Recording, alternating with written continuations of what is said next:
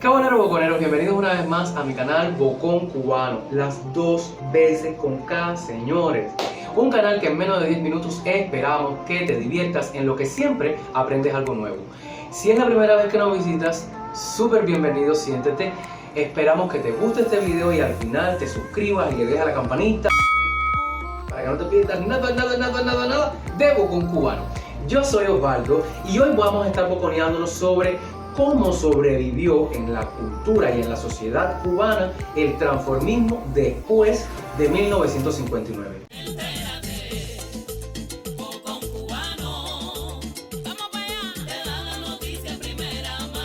Si el trovador Carlos Puebla se refería a diversión, como los juegos, la prostitución, la corrupción, la vida nocturna en los cabarets de los años 1950, tenía razón.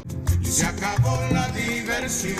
Porque todo esto fue visto como males heredados del capitalismo yanqui, con los cuales había que luchar a brazo partido. Y por supuesto el transformismo no se libró de esta lista. Anota eso.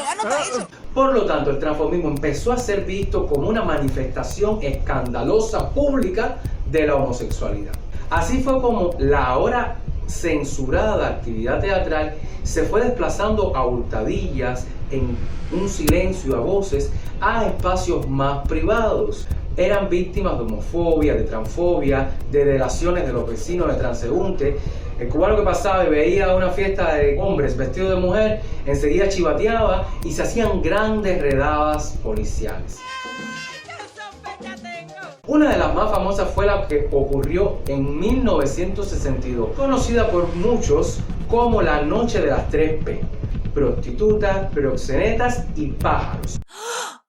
Pájaros es un vocablo que se utiliza en Cuba para llamar a los gays del sexo masculino de una manera peyorativa. En 1965 surgieron las UMA.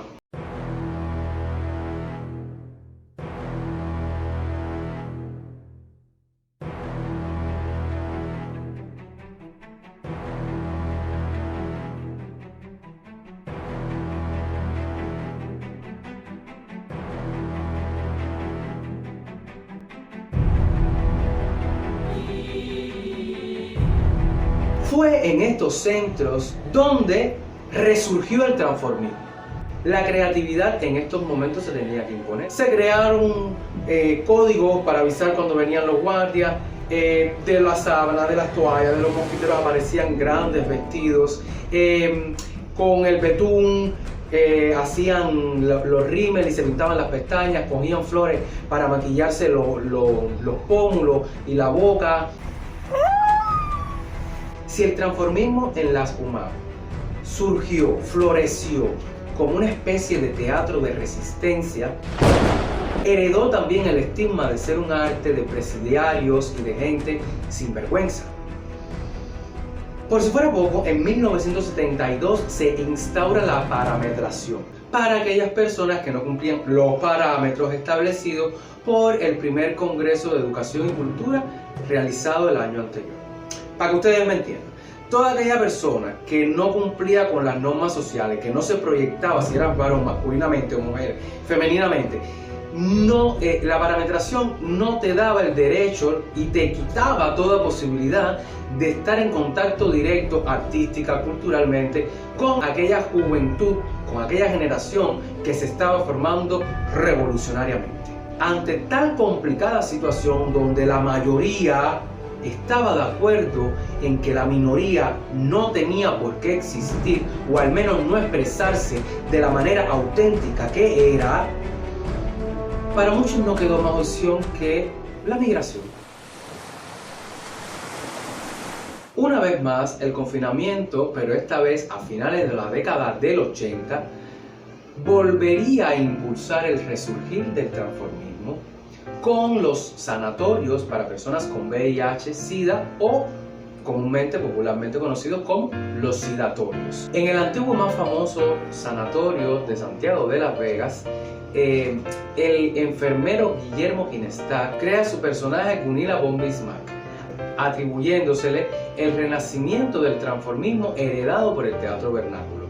Pero no fue hasta la década del 90 cuando el transformismo salió de su encierro. ¿Cómo? En la provincia de Santa Clara se crea un homenaje a Freddie Mercury en el Mejunje. Uno de los requisitos era que la gente fuera disfrazada.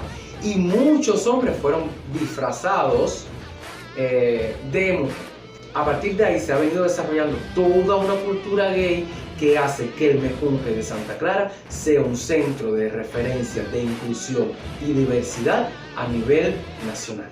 Y como parte de esta relajación, vamos a llamarlo de alguna manera, de las políticas culturales hacia el transformismo, surge un proyecto como Sabadazo, donde populares actores como Lionel Martín, Ángel García y Osvaldo Doime a Dios utilizaban el transformismo para hacer reír. Ay, pues a mí lo que me gusta en la vida es hacer daño, hacerle daño a Selena, aunque hacer daño no es malo, una vez al daño no hace daño.